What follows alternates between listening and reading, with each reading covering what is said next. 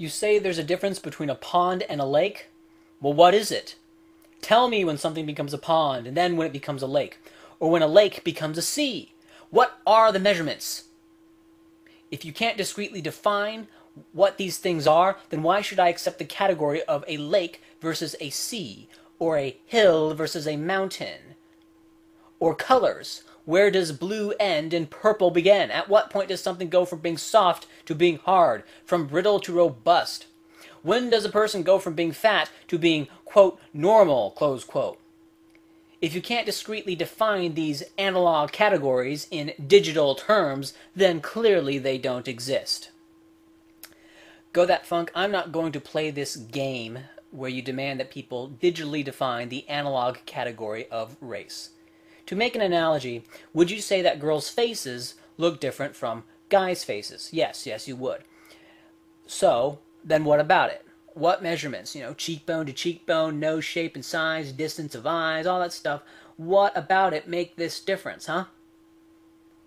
See, if you apply the standard that you were using on race to gender traits, it quickly reduces to absurdity. Race, like gender, face, and body type differences, if we remove the sex organs from the analysis, are a basket of traits that our brains see patterns of and categorize. Asking for such a discrete definition of a non-discrete entity is not an attempt by you to find truth. It's you being a prick. Operationally, nobody doesn't see race. Nobody is quote-unquote colorblind or is unable to tell what most people's race is, just as most people can clearly see gender, even in gender-neutral clothing that obscures the boobs. In cartoons, artists draw black people with clearly black facial features. And by black, I mean African origin. And we all know what that kind of looks like. And also keep in mind that human facial recognition is extremely complex. You also took offense when the person you were responding to said that skin color was secondary. And you asserted that this is bullshit.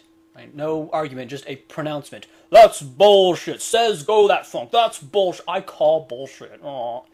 I hate it when people say that. Okay, well, let's look at some albino Africans here. All right. Can you not tell that these people are Africans? Can you not tell that these are white-skinned black people? Yeah, they are. They are white-skinned black people. And here's some black-painted Europeans. Can you not tell that these are black-skinned white people? Well, yes, you can tell. It's obvious. When you go to a football game and you see some strangers who paint themselves blue, are you unable to tell if someone is European or African or Asian because of the blue paint? Do you look at someone in blue paint? Huh, I really can't tell if you're a black person with all that blue paint on you.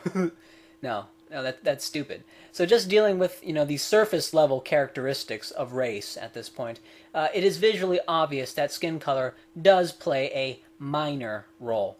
Now, for the most part, you were dealing just with the superficialities of race, right? Facial structure, hair, skin, etc.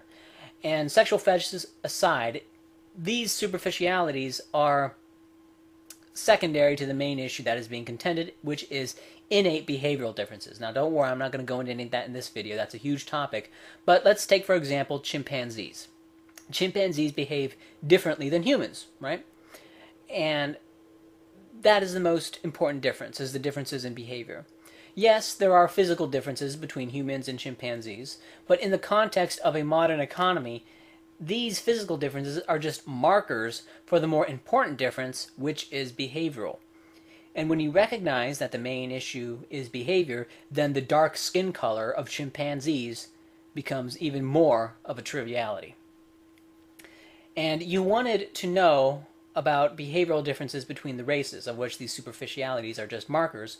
Well, just real quickly, here's a few that we know of. We know the violent crime rate. For example, a black person is as more likely to commit a violent crime, not a drug, quote, crime, close quote, but a real crime, a violent crime. A black person is more likely to commit a violent crime than a white person, as a male is more likely than a female to do so. Okay, so blacks to whites, is the ratio of violent crime from blacks to whites is about the same as the ratio of violent crimes of males to females.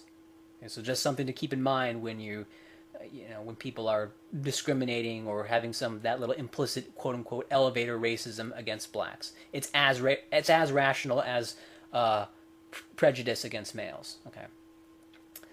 Another difference would be the difference in average introversion and extroversion. Another difference would be the difference in happiness and depression levels. For example, blacks tend to be happier than whites, or, excuse me, African origin people tend to be happier than European origin people. There's differences in scores on standardized tests and school performance. Now, I'll just say right now, I am not a fan of the Prussian school system, or the current school system, so I don't begrudge people for doing poorly at school, but it is in fact a behavioral differences, and that's all I'm doing here. Another difference would be that the races have different incomes, and that's a result of doing different jobs on average. Some races tend towards white collar, and some races tend towards blue collar, and so they're doing different things doing different incomes. So there's lots and lots of behavioral differences. Now, you said that saying that there were differences in behavior made you really mad. And this is stupid. Right? Differences in behavior between the races is known by everyone. How anyone can deny it must be some sort of pathology. Now, it is common to just assume without much evidence that the bulk of the observed behavioral differences between the races is a result of environmental differences. Okay, that's kind of a feel-good position. But that's a complex topic, and it's probably different depending on which trait we're talking about. For example, violent crime may be greatly reducible through environmental differences, while standardized test score differences are probably more a result of genetics. And I'm probably going to get a bunch of hate for that, but that's not the point of this video. All you asked for were behavioral differences, not their cause, and here they are. They do in fact exist, and they do associate with race. Okay. In the description, then, Gothatfunk had some real whoppers. And the one thing he said was, "I contend that human beings come in one race, the human race." Oh, mercy, mercy. I mean, did you come up with that yourself? That's just fantastic. Another thing he said was that racial distinctions have their roots in the racist colonial past. Right. Well, we can look at how the Egyptians classified race, and from this mural, it appears as if the ancient Egyptians had similar distinctions to what you proclaim is a strictly modern colonial classification system. Right? You have blacks, the Middle Easterners, and you have some different white people. We can also look at modern racism in China, right? And for now, I just linked to a blog, and if you want to contest it, I'm pretty sure I can find more examples of racism in China. We can also look at modern anti-Chinese racism in Malaysia. We can look at anti-Ainu racism in Japan, and that, of course, has long preceded contact with the Europeans. And we can look at the Indian caste system that predates European contact. We can also look at the Arab slave trade, which we are fairly confident now was larger than the transatlantic slave trade. And also more brutal, right? Because and that's why there's very few black people in the Arab world that came as a result of slavery, because the Arabs neutered the males and didn't allow the females to procreate, and so they basically killed them all. And so now they don't have this seething class of black people, and so nowadays it is the whites who are remembered as more racist because they didn't kill off all their slaves, whereas the Arabs did kill off all of their slaves. And so, because of that, there's no one to really remember the horrors as much, right? So, that's something to think about. We can also look at the Babylonian Talmud, which talks about the curse of Ham, saying that Ham was sinful, and so his offspring were cursed to be degenerates and to have black skin. And I don't have links for this, and I don't really want to spend time hunting them down. But I've also heard of African racism within Africa, of Africans against Bantus and Pygmies, right, which of course predated European arrival. And I will also link to an excellent series by Mr. Hair IQ going into the many ways we know that racism is natural. And right now it has 20 parts. One of the best ones I found is really recent, was one where he was talking about racism amongst chimpanzees, right? Racism between various tribes of chimpanzees.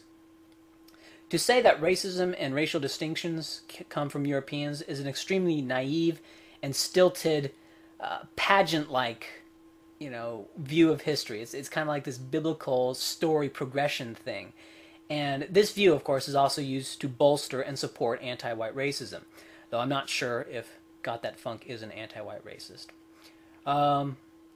That's all I think needs to be said here. So, goodbye.